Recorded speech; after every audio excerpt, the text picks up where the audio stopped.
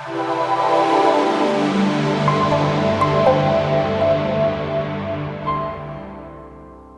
what's going on, my friends? Welcome to my YouTube channel. My name is Victor, and today I'm going to share with you 5 things I think you ought to know about tonight's extremely powerful, very, very powerful new moon / solar eclipse happening on December 26th, 2019.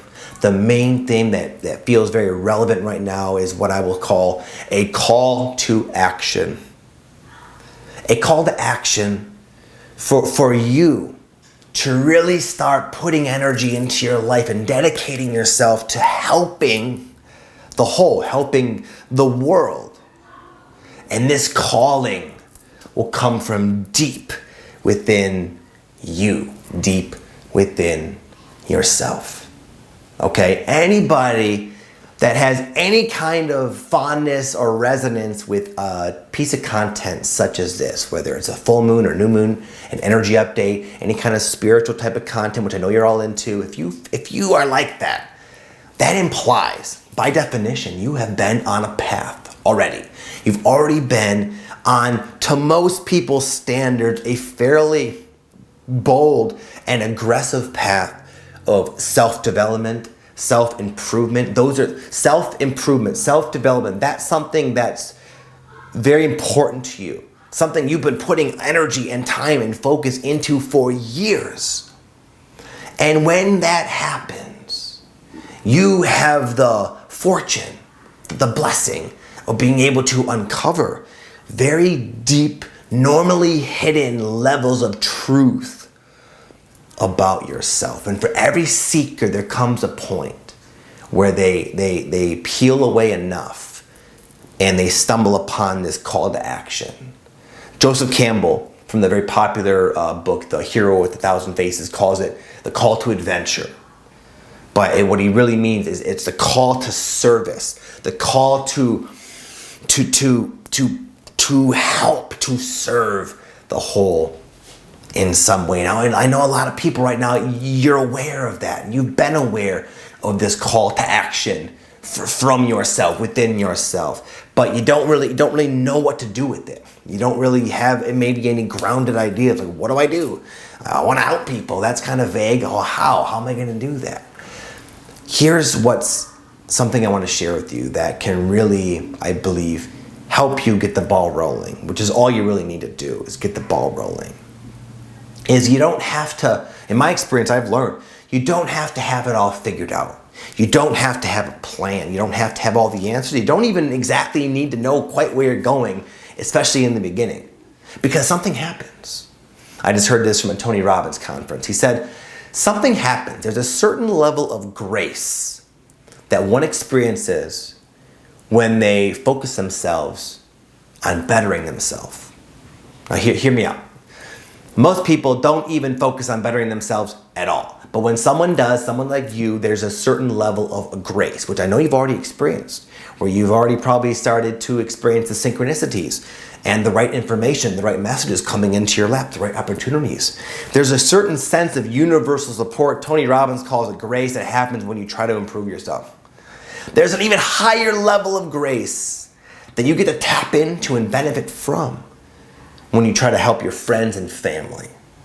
And yet even higher, almost an unimaginable power and force of energy, of support, of grace that you will tap into when you put your energy and focus into helping the world in some way. The universe will see you as a worthy vessel in which it will flow itself through. And the experience of being that conduit, there's nothing like it. Your life will improve. You'll get to watch as you are responsible for helping other people's lives. And this will bring you abundance and freedom and happiness and joy. But just the act itself, the feeling of what it's like for that energy, that grace to flow through in it of itself is absolutely priceless. And right now, especially tonight, you might find this new moon and eclipse is helping reveal to you more clearly than ever what it is you came to do. And now the time is absolutely ripe to take that step forward into the unknown, trusting the grace will be there to swoop you up. Okay, that's my main message. If you listen to nothing else, I implore you to listen, not to me, to the guidance within yourself saying it's go time, it's time to act, it's time to be bold, it's time to put myself out there for the good of the whole, because by golly, I can do it.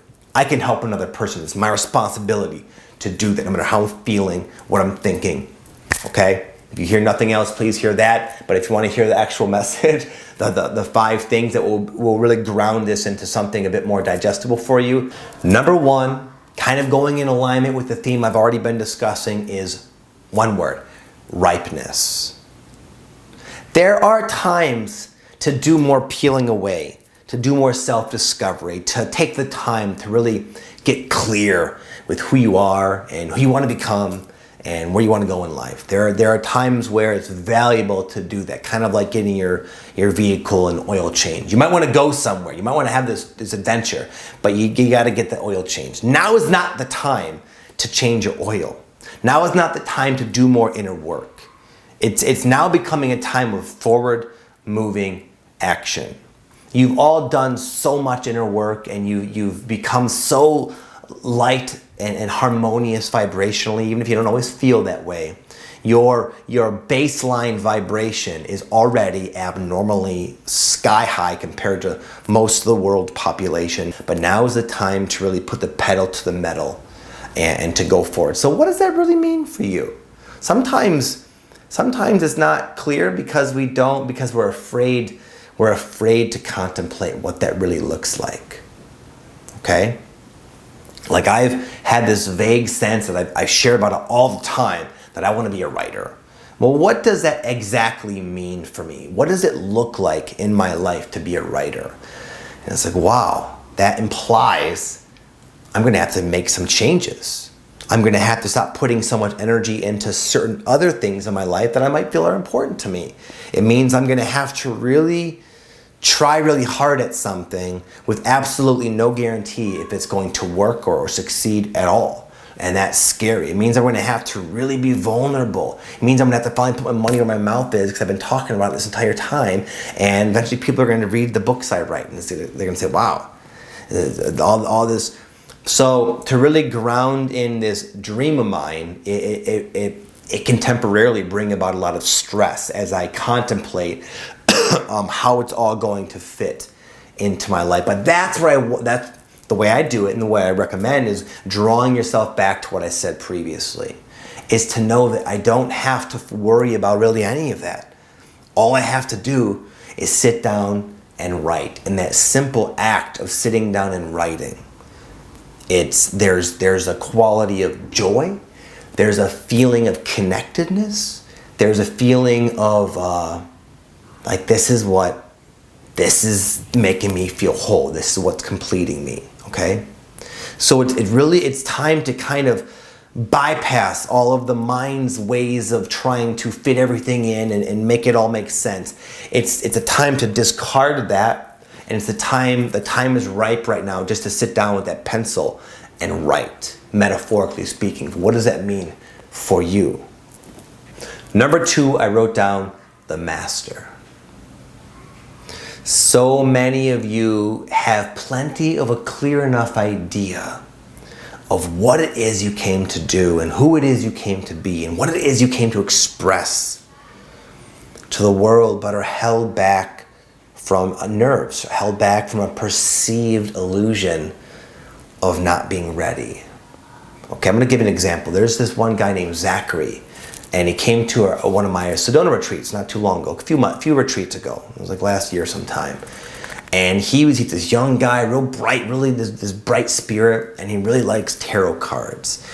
And he wanted to, I think I challenged him to like do readings for people. I was like, okay, if you want to be a tarot reader, start giving people free readings and see how it goes. Well, he said, okay, great. Can I give you a free reading? I was like, okay, fine. So I was his first reading, and I was sitting there across from him, and he flipped through the card and he laid him down, and he would take the card And then he would look it up in his little book, his little guide. And I was like, oh man, what are you doing, bro? And he'd look it up and he would tell me like what the book said. And after like 10 minutes, he was like, well, what do you think? And I said, I don't think it was very good.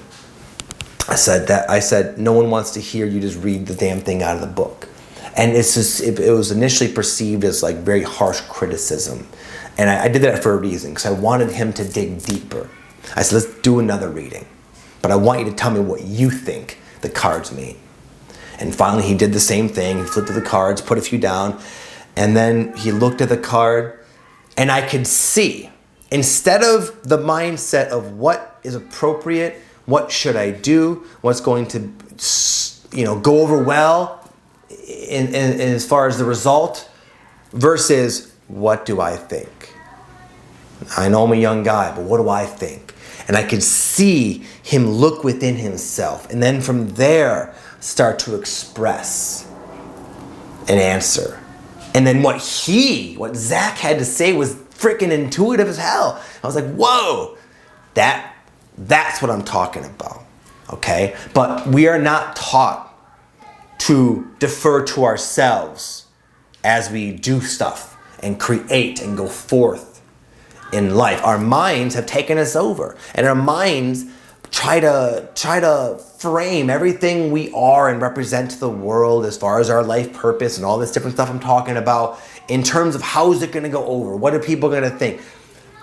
And I say, the master was in Zachary the whole time. He just wasn't really utilizing it. So my friend, this is the year, this is the time to where you can make these big things happen and possible. You can make big positive splashes into the world in whatever way that means for you. And it doesn't have to be difficult, but it does have to come from the master. It does have to come from you. So whatever it is you want to do right now, whatever it is you want to create in the world, remember, your mind doesn't need to have the answers. It doesn't need to even consider the outcome, what it's going to look like. All you literally have to do is what Zachary did, is just ask, go within. Go within. Go within to that space within yourself that's quiet and silent. And then the right action will always be obvious to you. Number 3 is patience.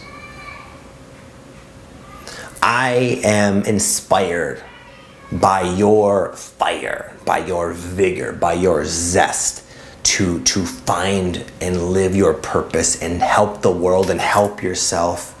So many of the people that reach out to me each and every day are highly motivated, highly charged with energy, and I like it. That's kind of how I am as well.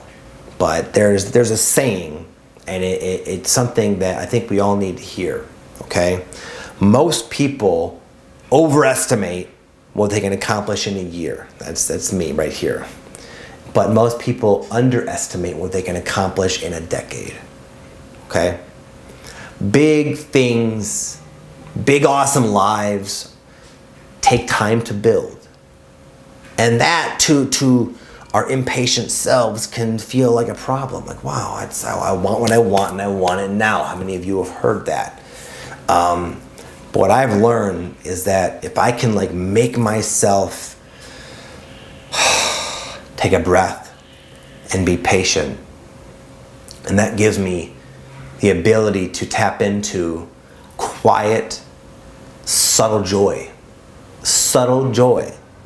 that's always in great abundance in any circumstance in our life, even hard challenges that are learning lessons. Even if we can be patient with ourselves, patience with those, there's this underlying tone of appreciation, of gratitude, and of what I would just call subtle yet real joy. Okay, and it's that subtle joy that most of us, in my opinion, are seeking through trying to find our purpose, trying to find ourselves, trying to awaken ourselves. There's all this movement, all this forward energy, this forward moving energy that's so valuable, it's so helpful. It creates passion and excitement in our life, and it helps us do big things and help a lot of people. But there's more. There's more. And waking up spiritually is waking up to the wisdom we have. And right now we're living at a time where we can become really wise and say, you know what?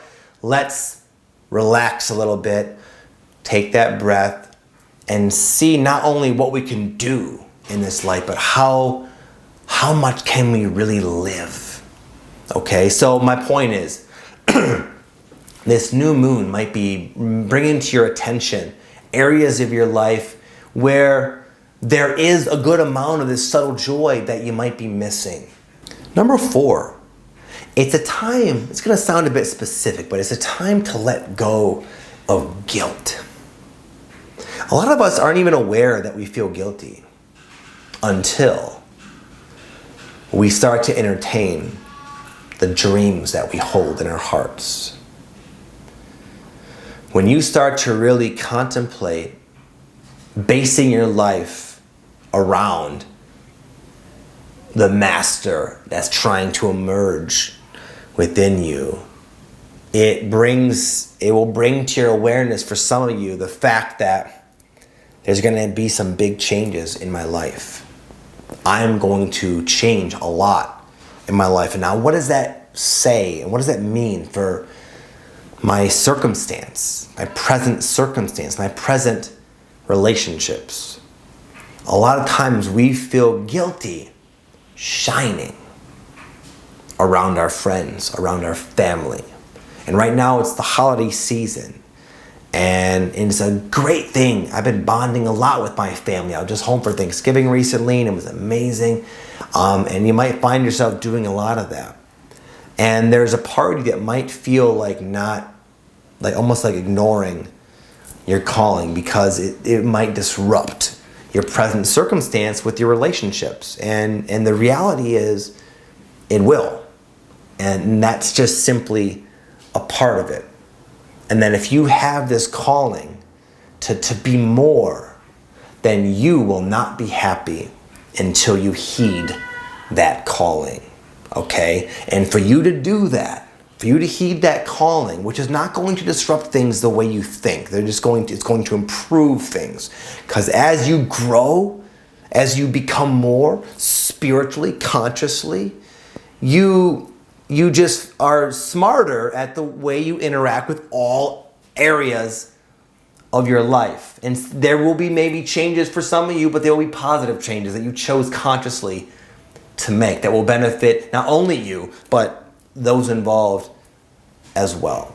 Okay, but if we allow guilt, the feeling that is inherently wrong, to shine bright, then we dim our, it's like there's one foot going forward saying, this feels right, this is who I am, and another foot pulling us back. And it creates this inner conflict, this inner dissonance where no one's happy. We're not going to be happy dragging ourselves back. Just as we fear that if we go forward explosively, it's going to be bad too. It's the anchor there is the guilt. And what can help you, just maybe something I can say that I've been through, that I know what it's like to feel like it's wrong to change. But what I found is that those fears were just fears. They weren't really real. Because as I've continued to change, those in my life that mattered have benefited. They've been inspired, a lot of them, to better their own lives. And maybe it was something I did. I took that first step and had that courage to make a change in my own life. And there are these other people in my life that were maybe contemplating the same thing, but they had no good real role models in their life. So they let that guilt hold them down. Okay? But if you can be the one to take that step, you might be surprised at how many of the people in your life will actually be kind of pulled along with you in this new positive timeline, this new positive direction that your life is attempting to take you in. And lastly, it's a time of one word, a time of flowering. And this whole video is my attempt to compel you to let yourself flower. So many of us, and myself included, for some reason, have become so comfortable in working and toiling in the soil and getting ready for change. But the change, the flowering is kind of an act of grace. It's kind of a thing that just happens all by itself. But then we have the guilt, we have the fear, our mind gets in, and it can really disrupt what could very well be an amazing, blissful, joyful flowering process, where all that work we've put in, all that inner work we've done, the deep diving, the purges, the healings, the releases, the major life changes, one after another. We've been putting in all this work. And sometimes we can chill out on all that and just step back and look around and allow positive change to flower into our life. Now, a lot of the positive change is the seeds are sprouting from within, and those seeds are gonna be like your passions, your purpose, the clarity of where to go. And if you can just allow this to happen and allow it to be easy. My friend Melanie Beckler her and her husband have this thing they always say, and I actually erased it recently, but for about a year it was written right there. And it said, it's an affirmation, let it be fun and easy. Right now is the time, again, where you have that clarity. You can go forward and you can help the world and feel amazing doing so. And you can let back, you can chill out and allow them to defer to yourself. The master within will just be there with the right action, the right ideas, with the right magnetism to the right opportunity. All that can be very easy. Don't let guilt hold you down from that. Don't let the guilt disrupt the process. It's the time to really let the progress you've made flower into your life. Why? Because you've done it. You've come this far. You've done the work. Let your life improve. Let your life get awesome. Let yourself blossom and flower. Okay, it's a time of blossoming and a time of flowering if you can just let yourself experience these higher levels of joy and peace and satisfaction and harmony in your life. You've done the work. You've earned them. They're yours for the taking. Okay? And I pray for your own sake that you can let yourself be happy.